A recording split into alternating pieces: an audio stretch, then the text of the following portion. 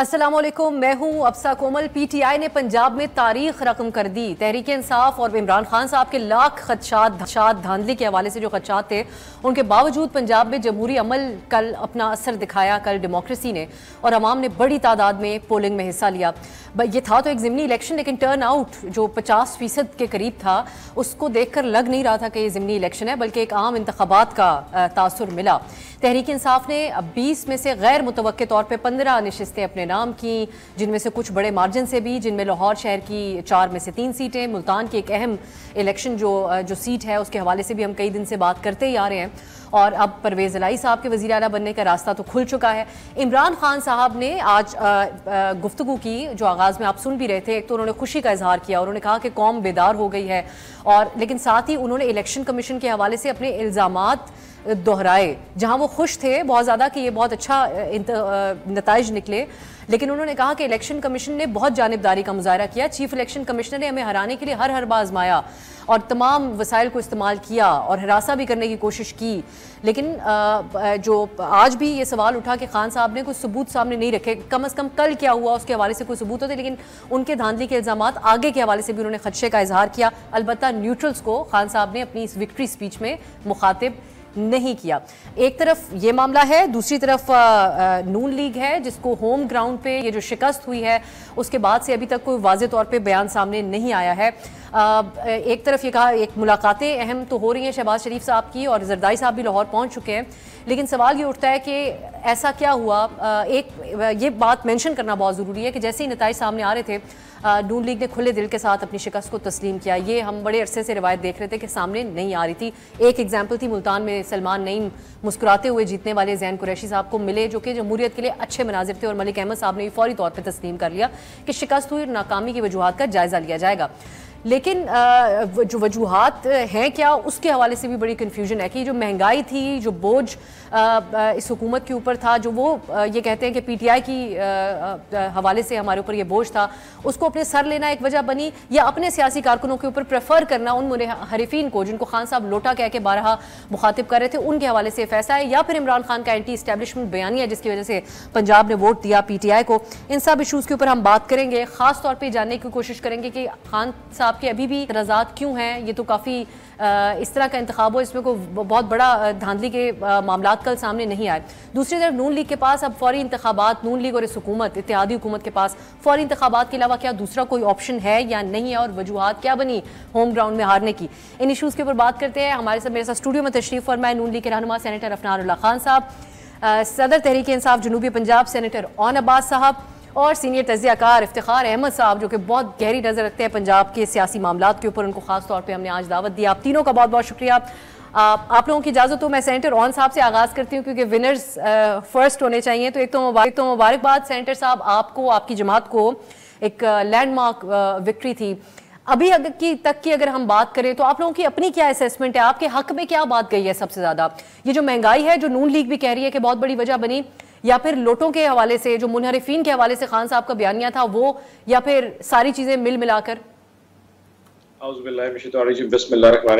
मैं सबसे पहले तो खैर मुबारकबाद दूंगा पूरी कौम को। ये पाकिस्तान तहरीक इंसाफ की जीत नहीं थी, ये पाकिस्तानी अवाम की जीत थी। और जिस किस्म का कल एक सियासी बेदारी मैंने कल कौम में देखी है, मैंने कभी जिंदगी में इतने किसी जनरल इलेक्शंस में नहीं देखी। और मैं इसकी मिसाल आपको ऐसे दूंगा आप सभी भी, कि कल मैं लिया में एक पोलिंग स्टेशन पे गया तो एक अम्मा वहां खड़ी थी। She must be more than 80 year old. वो चलने से थोड़ा सा उसको मुश्किल पेश आ रही थी, तो हमने वो पोलिंग एजेंट नॉर्मली साथ लेकर उसको चला के जा रहा था। तो उसने कहा रुक जाओ। उसने उसको सराइकी में कहा कि पहले तू खुदा दी कसम खा कि मेरा जो वोट है वो इमरान खान के अलावा किसी को नहीं जाएगा। उस बंदे ने खुदा की कसम उठाई, तब वो उसके साथ चलना शुरू किया।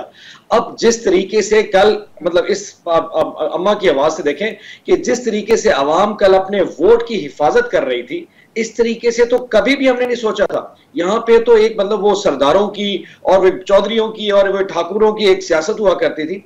ये पहली दफा एक नजरिए की सियासत हो रही थी कि एक 80 साल खातून कह रही है कि ये बताओ, ये मेरे साथ जो बंदा जा रहा है ये कि गलती से मुझे बल्ले के अलावा किसी और पे वोट न डलवा दे। उसने कभी अपने उम्मीदवार को नहीं देखा, उसने कभी मुझे नहीं देखा, उसने कभी खान साहब को भी नहीं देखा। हाँ, उसने टीवी पे उसकी बात जरूर सुनी थी। अब आपके सवाल की तरफ आता है कि क्या चला, मेरे ख्याल it was a combination of everything.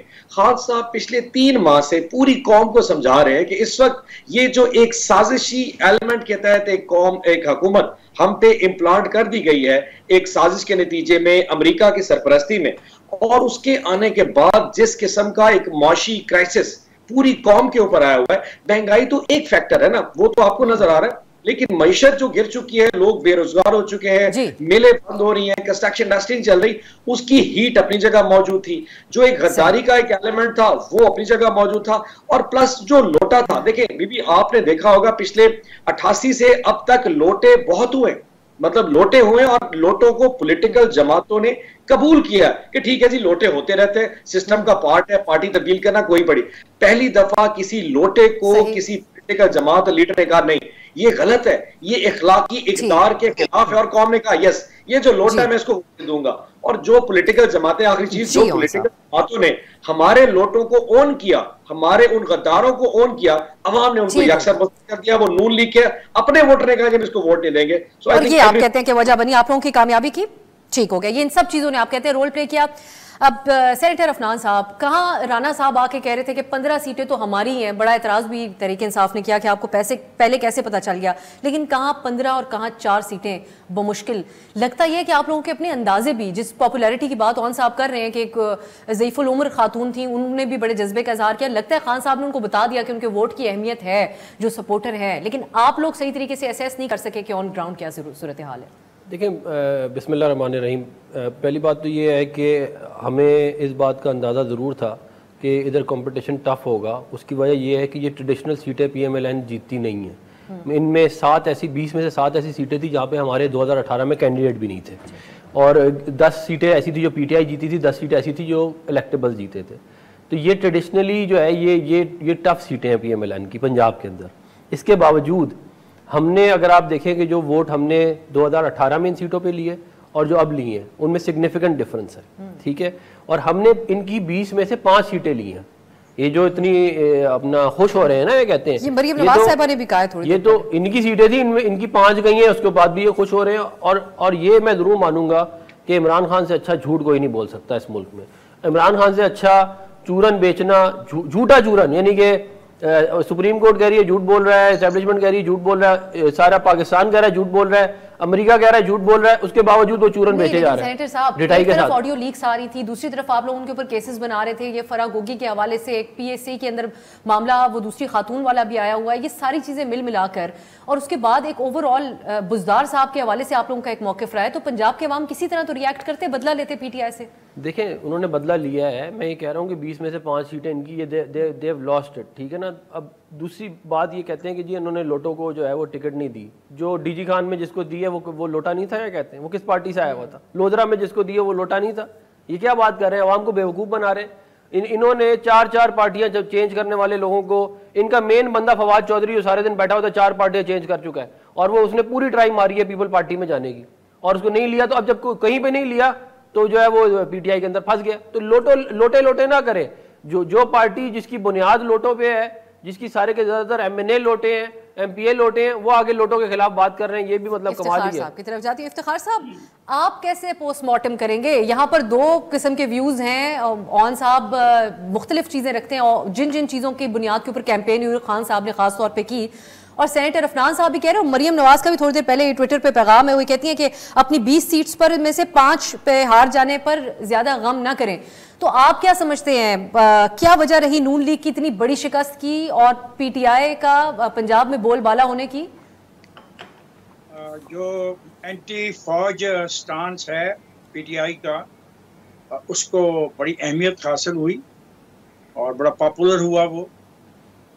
ये हमने देखा माजी में भी, जब पाकिस्तान मुस्लिम लीग नून एंटी एस्टैब्लिशमेंट स्लोगन को इस्तेमाल कर रही थी, तो उसने तमाम, एक सीट के अलावा तमाम ज़मीनी इंतखाबात जीते थे। पहली बात तो ये।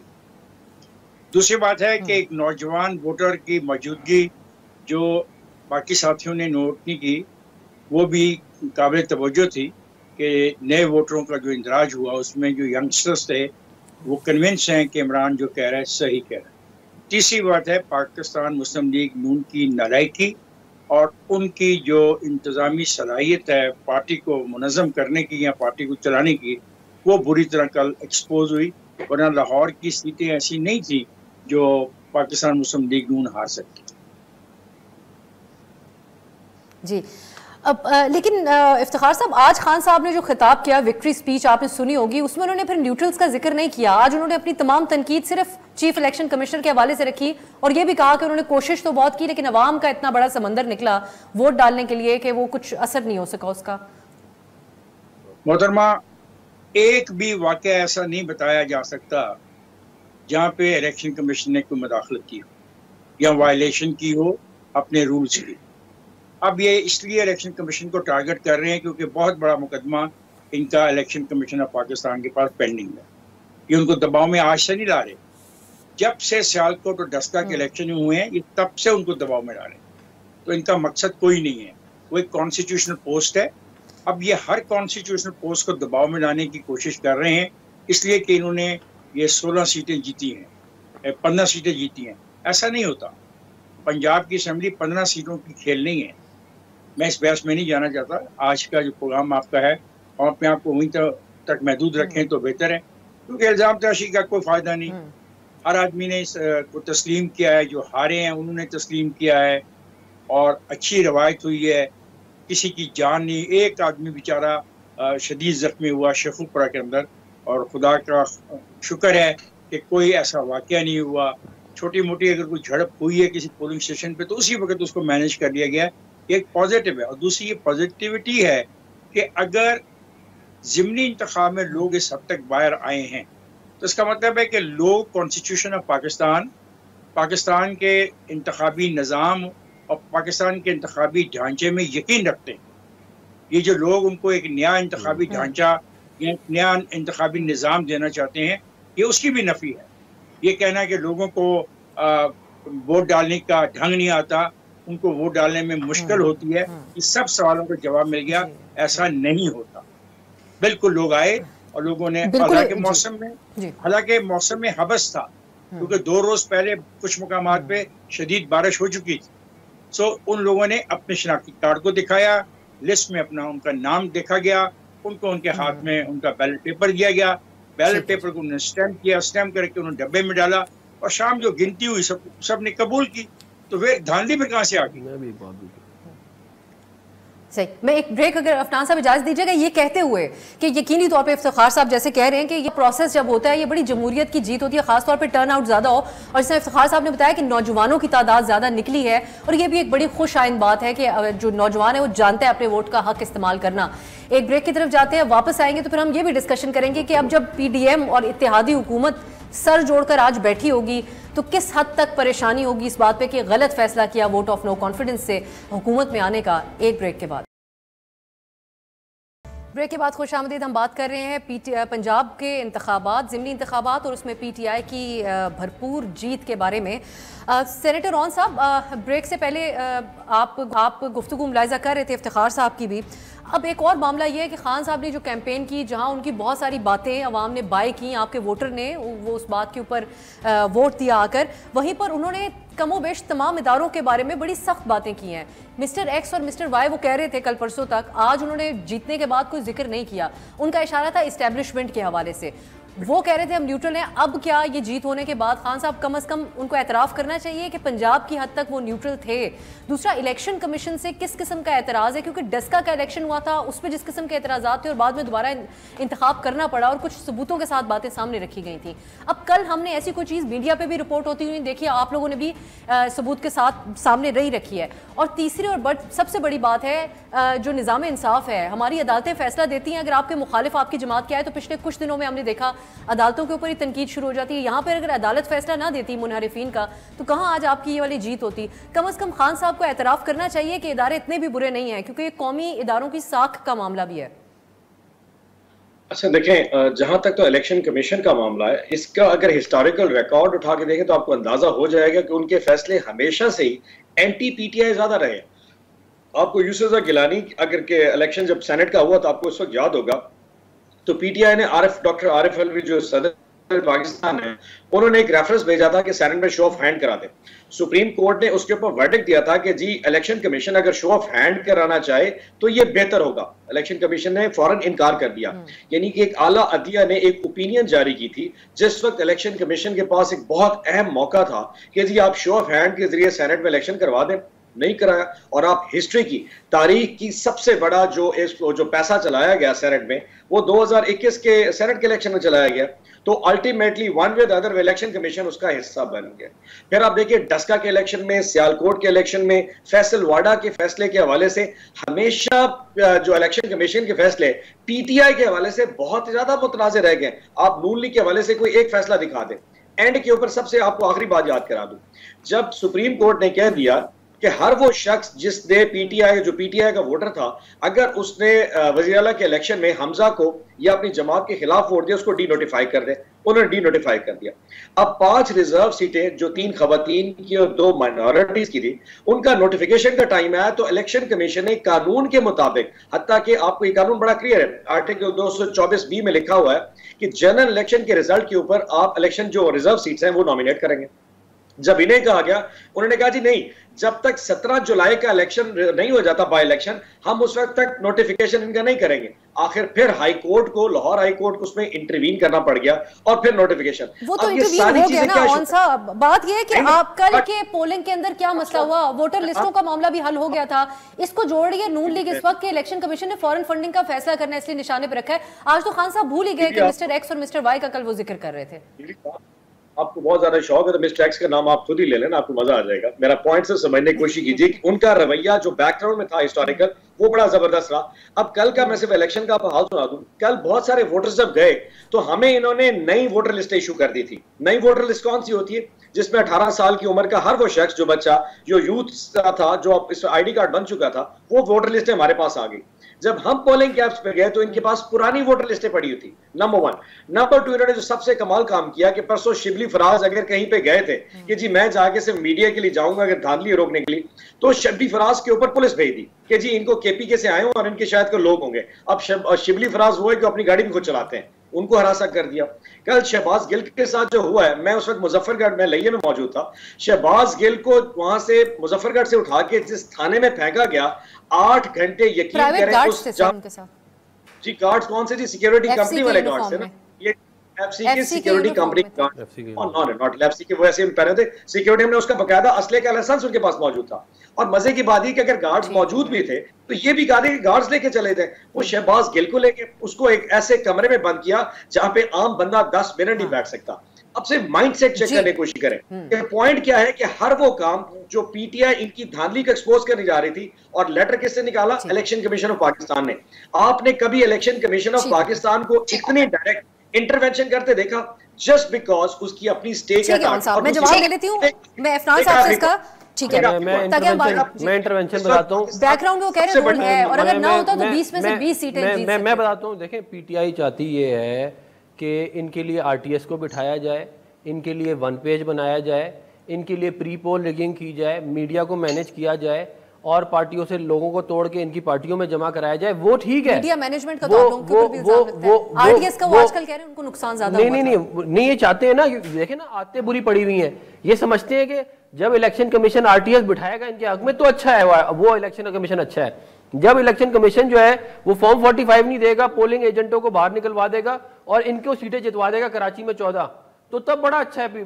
उससे अच्छा तो बल्कि इससे तो बेहतर है साकिब निसार को लगा देते हैं चीफ इलेक्शन कमिश्नर। लेकिन इन गिरफ्तारियों जैसे ऑप्टिक्स से तो नुकसान हुआ ना, उसी जैसे डॉक्टर यास्मीन की गाड़ी के ऊपर मुझे बताएं, इन्होंने मरियम नवाज साहिबा को जेल में डाला, इन्होंने हमजा शहबाज को जेल में डाला, इन्होंने मियां मोहम्मद नवाज शरीफ साहब को जेल में डाला, शहबाज शरीफ को जेल में डाला। ये दूसरों को बोलते हैं। इन्होंने मीडिया को दबाया, इन्होंने मीडिया के एंकरों के शो बंद करवाए। ये आज आके हमें जमहूरियत सिखा रहे हैं। अपनी बारी याद नहीं है, कहते हैं नहीं हमारे उसके ऊपर कैसे आप एक बंदा बंदूकें लेके आगे क्या कहते हैं क्या वहां पे हम खून रेजी करेंगे, वहां पे सिचुएशन लॉ एंड ऑर्डर की करे तो उसको उठा के बंद ही करेंगे, उसको दंदनाता छोड़ देंगे। बात यह है कि कल हमने एक बिल्कुल जो है वो साफ सुथरा इलेक्शन करवाया जिसके अंदर एक बंदा भी कहीं पे भी किसी के, अल्लाह के शुक्र है, कोई किसी को नुकसान नहीं पहुंचा, ना किसी की प्रॉपर्टी को जो है वो ज्यादा नुकसान पहुंचा। तो ये कराना, और जो 2018 में इनके जो कारनामे थे, ये जो 1 पेज है ना, ये कहते हैं अपना ये इमरान खान साहब के कि जी आरटीएस बिठवा दो तो वो बड़ा अच्छा इलेक्शन है। साकिब निसार सुप्रीम कोर्ट में बैठ के इनके हक में फैसले दिए जाए, सुबह शाम हमारे लोगों को डिस्क्वालीफाई करे, वो बड़ा अच्छा, वो सारी कोर्टें भी अच्छी हैं। तो आज अब ये इनको चीफ इलेक्शन कमिश्नर बुरा इसलिए लगता है क्योंकि ये सारे काम एंटरटेन नहीं कर रहा, इनकी ख्वाहिशात पूरी नहीं हो रही ना। अगर वो भी इनकी बातें मान ले, आरटीएस बिठाने की, इलेक्शन के रिजल्ट तब्दील करवाने की, दूसरों को डिस्क्वालीफाई कराने की, तो वो बड़ा अच्छा क्या कहते हैं चीफ इलेक्शन कमिश्नर है। लेकिन अब ये इनकी ख्वाहिशात के ऊपर तो मुल्क नहीं चल सकता ना। बात ये है कि चीफ इलेक्शन कमिश्नर को, मैं टीवी बैठ के कहता हूँ, उनको जो है वो फॉरेन फंडिंग केस का फैसला देना चाहिए। उनको ये बताना चाहिए कि किसने इंडियन नेशनल से पैसे खाए, किसने यहूदियों के पैसे खाए, किसने बाहर की फॉरेन कंपनियों के पैसे खा के पाकिस्तान के अंदर सियासत की है और आज भी कर रहा है। उसका अवाम को पता चलना चाहिए ताकि अवाम पे ठीक तरह फैसला करे कि किसको वोट देना और किसको नहीं देना। एक तो ये फॉरेन फंडिंग के मामले के ऊपर आप लोग भी तमाम उसको यहूदी टच भी दे देते हैं और तमाम नहीं है उसके अंदर, होते हैं वो दे देते नहीं है। रोमिता शेट्टी, मेरी बात सुने, रोमिता शेट्टी एक खातून है जो इंडियन नेशनल है, उसकी है अहिंसा हॉस्पिटैलिटी लिमिटेड, मुंबई में कंपनी है, उससे इन्होंने पैसे लिए। इन्होंने बूटन क्रिकेट लिमिटेड एक कंपनी, उधर से $2.1 मिलियन लिए।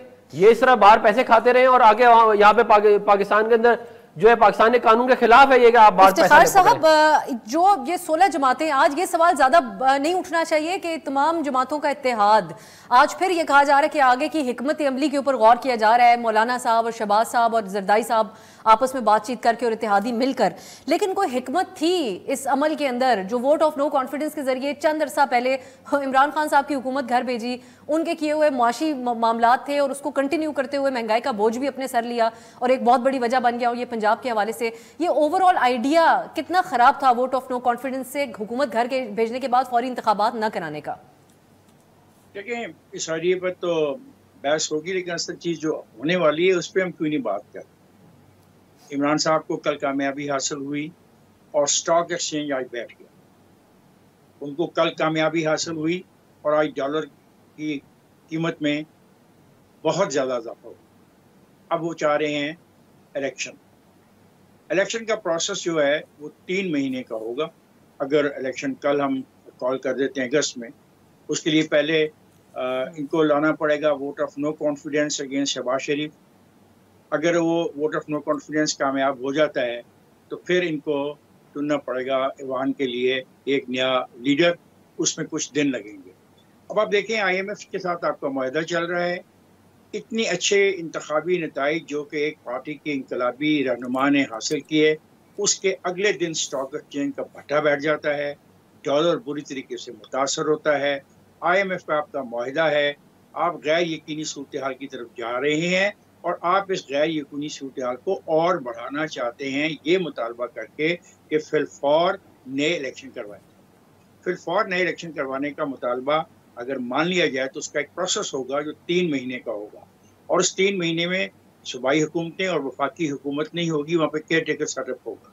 सवाल ये पैदा होता है कि क्या IMF जो है, जो एक हुक्मरान जमात के साथ जो रूलिंग पार्टी है, उसके साथ तो बात करने में 100 नखरे कर रही है, क्या वो जो ट्रेंच दी है, जो मुआहदे का हिस्सा है, वो एक ऐसी ताकत के साथ को तय करने को तैयार हो जाएगी जो कि केयर टेकर सेटअप के बारे में आए होंगे, केयर सेटअप की हैसियत में आए होंगे और ये पता भी नहीं होगा कि इंतखाब कौन जीतते और कैसे आएगा।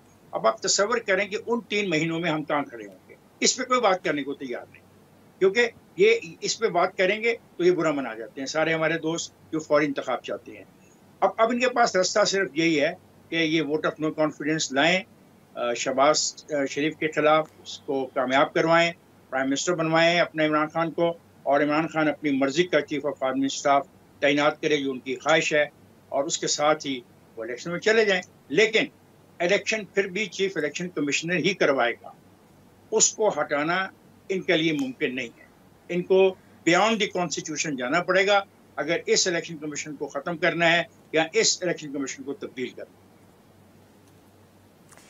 इफ्तिखार साहब, फिर मैं ब्रेक के बाद आपसे ये ज़रूर जानना चाहूँगी कि एक तो डॉलर की बात की, वो तो फिर रुपी फ्री फॉल पे ही है जब से ये हुकूमत आई, तो वो सिर्फ खान साहब के कल जीतने से क्या उसको किस तरीके से जोड़ा जाए। दूसरा ये कि क्या ये ओवर ऑब्सेशन इस अपॉइंटमेंट के साथ नहीं ले डूबा इन तमाम इत्तेहादी जमातों को।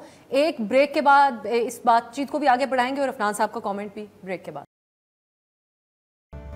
ब्रेक के बाद खुश आमदीद। हम बात कर रहे हैं पंजाब में कल जो इंतखाब हुआ उसमें पीटीआई की जीत और उसके अब क्या असरात होंगे, क्या इंतखाबात फौरी इंतखाबात की तरफ जाएंगे मामलात या फिर मजीद डिले होगा। अफनान साहब एक क्विक कमेंट आप इस बात पे करें जो ब्रेक से पहले हो रही थी कि ये हमें आइडिया है पहले से कि ये ज़राए भी बात कर रहे थे कि मौलाना साहब जी इफ्तिखार साहब। कोमल, मैं एक बात कहना चाह रहा हूँ, आप इसको गलत ना इंटरप्रिटेशन इसकी करें। मैंने कहा कि इतनी कामयाब इंतखाबी मुहिम के बाद, इतनी इनकलाबी कामयाबी हासिल करने के बाद, एक इंतहाई पॉपुलर लीडरशिप के आने के बाद ऐसा हुआ। मैंने इसको इन लफ्जों के साथ कहा है। जो डॉलर गिर रहा है मुझे भी पता है, काफी अर्से से गिर रहा है, लेकिन मैं समझता था कि कल के इंतखाबी नताइज के बाद हौसला आएगा स्टॉक एक्सचेंज में, और स्टॉक एक्सचेंज को यकीन होगा कि ये करप्ट लोग और बेईमान लोग चले गए हैं और अब ईमानदार और दयानतदार और अच्छे लोग आने लगे हैं, तो उसका स्टॉक एक्सचेंज को फायदा होना चाहिए। ये मेरा पॉइंट है। बिल्कुल सही है, एब्सोल्युटली सर, आपने ज़्यादा उसकी वजाहत कर दी। यही पॉलिटिकल अनसर्टेनिटी वजूहात बनती हैं इन चीज़ों की। मुझे नहीं लगता कि सिंगल आउट किया जाता है कि कौन सी साइड चोर करप्ट है या क्या है, लेकिन इंतखाबी नताइज का इन चीज़ों पर असरात होते हैं और आज हम बहुत बड़ा असर देख रहे हैं। इफ्तिखार साहब, यू आर एब्सोल्युटली राइट। अब अफनान साहब आप क्विकली ये बात कहिएगा, ये हमें पहले से खबरें आ रही थी कि नवाज शरीफ साहब भी चाह रहे थे इंतखाबात हो जाए, मौलाना साहब भी इस तरह की बात चाह रहे थे, लेकिन क्या आज बैठकर इस चीज़ का इदराक भी किया जा रहा है कि जो 15 साल की प्लानिंग से खौफजदा हुए थे कि मुबैना तौर पे खान साहब कर रहे हैं, उसको तो ज़्यादा आप लोगों ने माहौल साजगार बना दिया उनको ये पंजाब की जीत के बाद? देखिए, जो है वो सियासत के अंदर ज़ाहिर जो प्लानिंग होती है उस तरह मामलात नहीं जाते। आपकी प्लानिंग हो या किसी और की प्लानिंग हो, और मामलात तब्दील भी हो जाते हैं, लेकिन ये ऑल इज़ नॉट लॉस्ट। अभी जो है विफाक के अंदर जो कल इलेक्शन हुआ है उसका कोई इम्पैक्ट विफाक के ऊपर इस तरह नहीं आ सकता, क्योंकि कोई नेशनल असम्बली का तो इलेक्शन था नहीं, पंजाब की प्रोविंशियल असम्बली का इलेक्शन था। और हमने जो इनकी प्लानिंग को प्रीएम्प्ट किया था वो ये तो इस मुल्क में जमहूरी निज़ाम का बट्टा बिठा के, मीडिया को दबा के, अपोजिशन को जेलों में बंद करके ये इमरान खान साहब अकेले दंदनाते घूमते हैं, ये इनका प्लान था। उसको तो हमें काउंटर करना ही करना था, वो ना करते तो आज ये मुल्क को बिल्कुल बिठा देता है। और इमरान खान को देखें आप, एक और बात भी समझ लें, उसको कोई परवाह नहीं है, कहते हैं कि मुल्क तबाह होता है हो जाए। इमरान खान साहब कभी नहीं रोए अपनी ज़िंदगी में, अपना जब मुल्क में महंगाई बढ़ गई वो नहीं रोए, जब लोगों के घर गिरा दिए उन्होंने वो तब नहीं रोए, जब क्या कहते हैं अपना 12 लाख रुपए में अपना महल रेगुलराइज कराया और लोगों के गरीबों के घर गिरा दिए। मगर शहबाज शरीफ के वज़ीर आज़म बनने पे उनके आंसू निकल गए और वो रोने लग गए, क्या कहते हैं जलसे में खड़े होकर। भाई बात ये है कि अपनी ज़ात उनको इतनी प्यारी है और अपनी ज़ात के लिए वो हर मतलब इस मुल्क की इकॉनमी को तबाह करना है, तो आप वो कबूल है कि मुल्क की इकॉनमी तबाह हो जाए, लेकिन मैं वजीर आजम बन जाऊँ। आज कह रहे हैं कि उनकी हुकूमत को भेजने की वजह से इकोनॉमिकली इस जगह पे देखें झूठ बोलने से जो है ना एक हद तक झूठ बैठी हुई हुकूमत को आपने चलता किया, उसका नुकसान तो होता है मुल्क की इकोनॉमी को। नहीं, ये तो हमें सबक सीख लेना चाहिए। सबक क्यों सीख लेना चाहिए? गैर आईनी तरीके से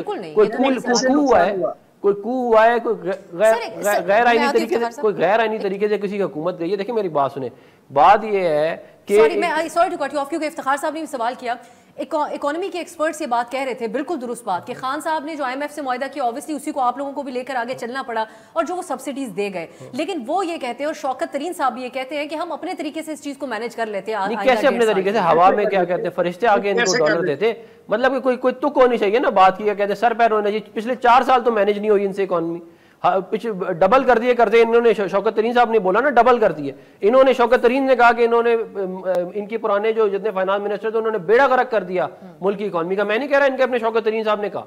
और इनके पास इनका एक्सपेरिमेंट असद उमर किया, वो फेल हो गया। वो उसको शेख को लेके आए, वो जो अपना IMF वाला, वो फेल हो गया। उसके बाद पिछले 6 महीने में शौकत तरीन को लेके आए, उन्होंने नंबर फजिंग करके इंपोर्ट बढ़ा के मुल्क की इकोनॉमी को थोड़ा 2 महीने हुए यहाँ पर मिफ्ता इस्माइल साहब बैठे हुए और आपकी अपनी जमात पे से लोग आकर बयानात देने लगे कि इसहाक डार साहब को लाना पड़ेगा। बिल्कुल लाना चाहिए। इकोनॉमी की जो इस तरह की हालात उसके अंदर तब्दीली करना एक और प्लान नहीं था ना। क्या प्लान था PTI के पास? असद उमर। क्या प्लान है? अरस्तु असद उमर। वो अरस्तु साहब जो है उनको पता ही कुछ नहीं था करना क्या है। उसके बाद मेरी बात सुने, बात ये है कि देखें इकोनॉमिक टीम ही नहीं है। एक होता है इकोनॉमिक टीम के अंदर आप चेंजेस करना कि ये बंदा नहीं, ये बंदा नहीं, एक है कि इकोनॉमिक टीम है ही नहीं। आप कभी IMF के पास भाग रहे हैं, कभी आप पीपल पार्टी का बंदा पकड़ रहे हैं, कभी आप एस्टेब्लिशमेंट से कह रहे हैं कि हमें लाके दो। तो और खुद मान रहे कौन सा आप टीवी पे आगे कह रहे हैं मैं तो एस्टेब्लिशमेंट को कह रहा था, वो तो भाग रहे थे लोग, तो वो मैं उनको बोलता था तो वो कि लेके आओ, मैं ब्लैकमेल होता रहा, मैं वो मैं उस पे भी आती हूँ। और नवाज साहब ये लोग कहते हैं, जब कभी हम इनसे सवाल पूछें कि हमारी मजबूरी थी, और ये भी कि IMF के साथ मुआहदे में जाके कौम के मुआशी हालात के बारे में सोचना था, हमने केयर टेकर तो ये कर नहीं सकता, तो अब भी अगर वो फौरी तौर पे इंतखाबात की तरफ नहीं जाते तो फिर आप लोग क्या करेंगे? एक रीजन ये दिया जा रहा है इसका कि मईशत हमारा मसला है, सियासत पे तो नुकसान हो ही रहा है। जो ढीठ लोग होते हैं ना, जो स्टबर्न जिसको हम कहते हैं ना, उनके पास कोई लॉजिक और मंतक काम नहीं करती। ये ढीठ हुकूमत है। अभी ये इफ्तिखार साहब फरमा रहे थे कि जी कल इमरान खान साहब इलेक्शन जीत गए तो उसके बाद डॉलर जो है ना वो पड़। अब इस पे मैं क्या रीजनिंग करूं इफ्तिखार साहब, क्योंकि मैं थोड़ा सा इकोनॉमिक का शायद स्टूडेंट, उनको कौन जस्टिफाई करे। अनसर्टेनिटी, यानी कि इमरान खान साहब ने कल बाई इलेक्शन जीत लिया, इससे कैसे साबित होगा कि जो ढीठ हुकूमत बैठी है उसको सिग्नल मिल जाए कि हजूर इस वक्त आपके पास मैंडेट नहीं रहा। पंजाब का जो सबसे बड़ा सूबा है जहां 12 करोड़ बाई इलेक्शन तुम लोग हारते थे तब तुम लोग ढीठ नहीं बचे? क्या कहते हैं जब 16 में से 13 बाई इलेक्शन हार गए थे, उसको ढिठाई किधर थी? अफनान, एक तो ये तुम का लफ्ज होता है ना, ये इसको अगर आपके जलील को से पढ़ा लिखा लगेगा थोड़ी सी उस वक्त वो ढिठाई नहीं थी, उस वक्त बड़ा जबरदस्त काम था। अच्छा लिसन, और वो इफ्तिखार साहब ने वजाहत की और साहब अपने बयान की। अभी ये इफ्तिखार साहब से कोई पूछे कि हजूर पिछले 4 महीने में जब डॉलर 180 से 210 तक गया तो उस वक्त कौन सी अनसर्टेनिटी थी? शहबाज शरीफ साहब बैठे थे, उन्होंने बात की।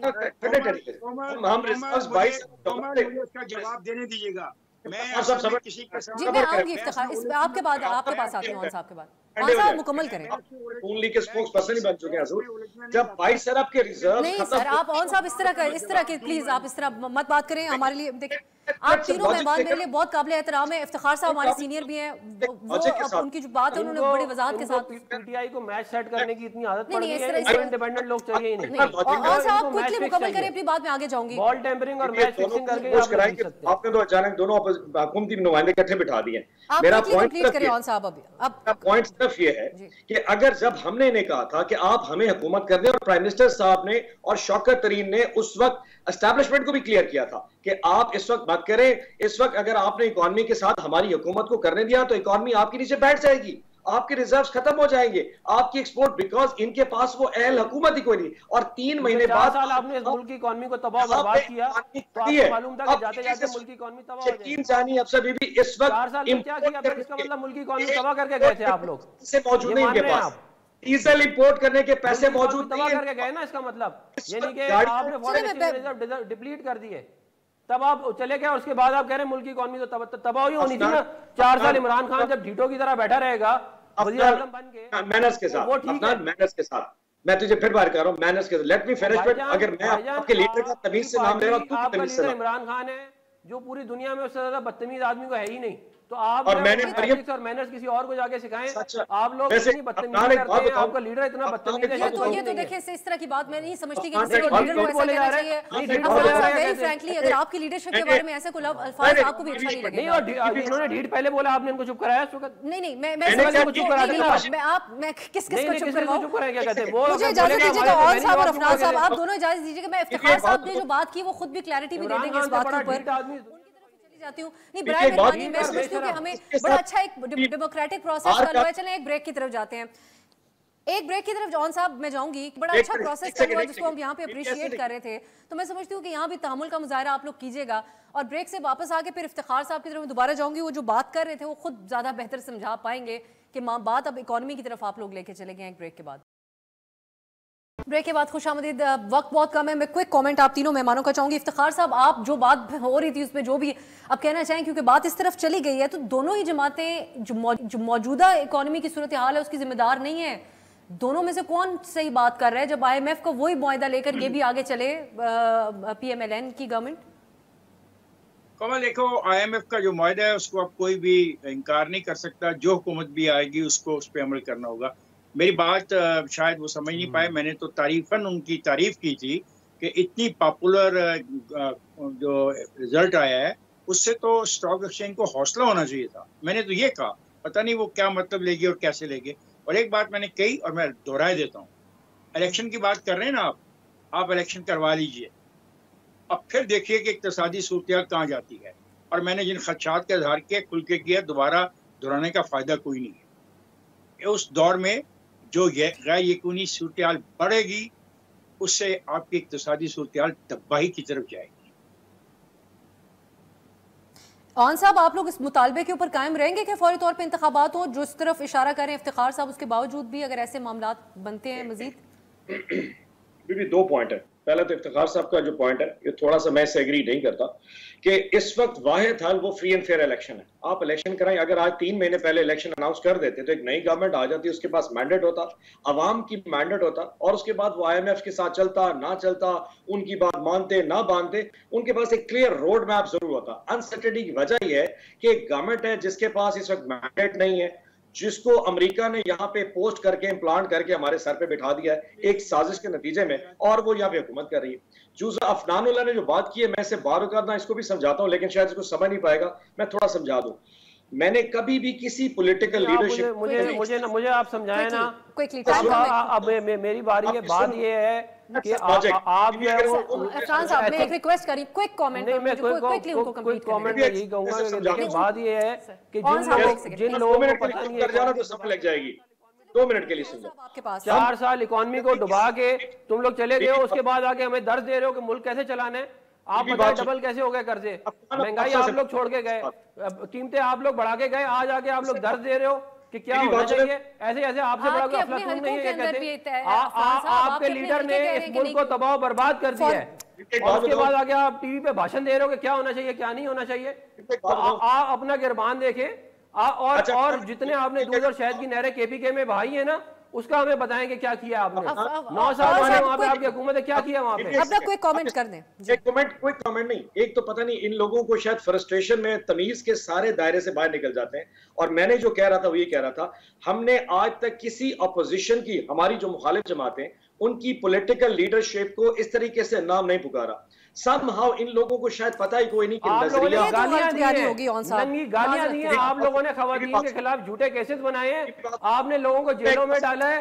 आप लोगों ने जो हरकतें की हैं पाकिस्तान की तारीख में खत्म हो जाएगा। मैं चाह रही हूँ वो बात कर ले, लेकिन ऑन साहब ये कहना गलत होगा। आप कोई और बात कर लें, क्योंकि खान साहब अभी भी हमजा शहबाज इतनी ज्यादा साहब को नामों से पुकारे।